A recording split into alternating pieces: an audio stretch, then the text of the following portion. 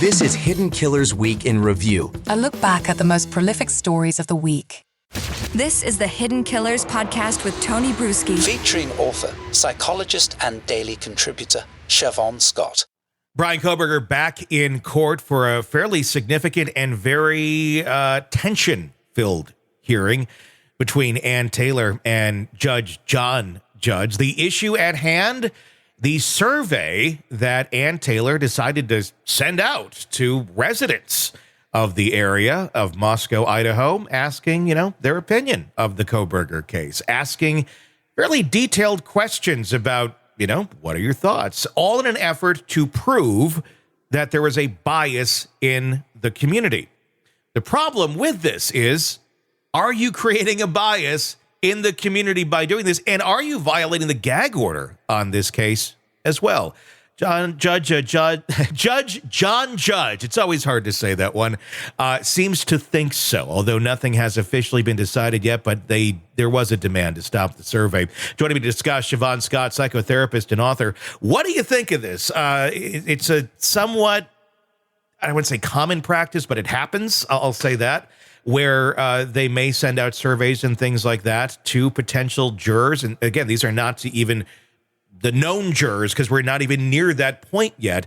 But how can something like this have an effect on a community?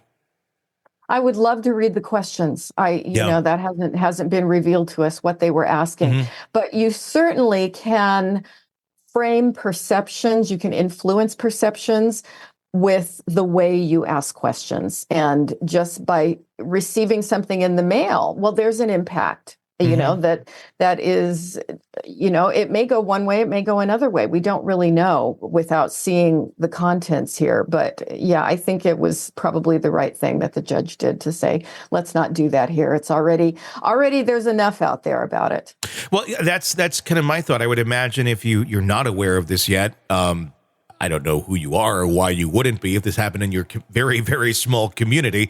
But let's just say you haven't been paying much attention and you get this thing in the mail. That might make you pay a little bit more attention. 100%. 100%. Whatever the questions are asking about, I would probably have a tendency then to go get on Google and look it up. What did they mean about that? Oh, let's go see here.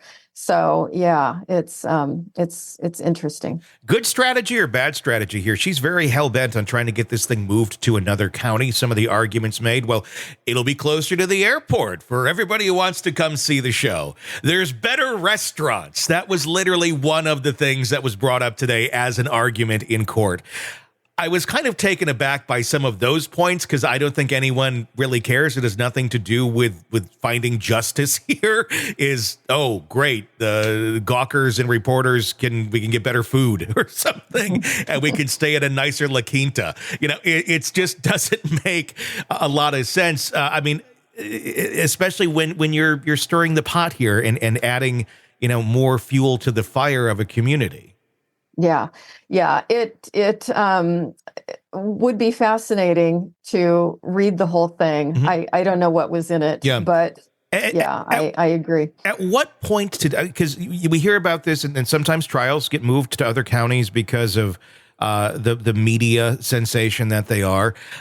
I think it's argued pretty well now that doesn't really make that much of a difference because these things go everywhere. What would be the criteria today that you would say, like, okay, this is movable? There's a reason why we should move this. And does that exist here in the Kohberger case? I don't see it here because it's had so much international news for, how long has this been in the news? Ever since the murders happened, the day of the murders, this has been in the news internationally. So I don't think in this case, it's going to make a bit of difference. Now, in a different case where, small town didn't get any publicity outside of the town, sure, I've seen that happen many times. But that's not what we're dealing with here, so I don't think it'll go that way. That's an interesting way of looking at it, where it would be a smaller or much less profile case, but the town itself is engulfed in it. I could see that. I didn't even think of it that way, but obviously that's not what is happening here. And then there's concerns that it violates the gag order. I'm wondering what sort of repercussions that could have if they do in fact find that was in violation. I mean, there could be censures. I don't know. Ann Taylor certainly tries everything. She, if I decide to commit a murder, I'll do it in Idaho and and hope you get Ann Taylor. Hold of her. Yeah.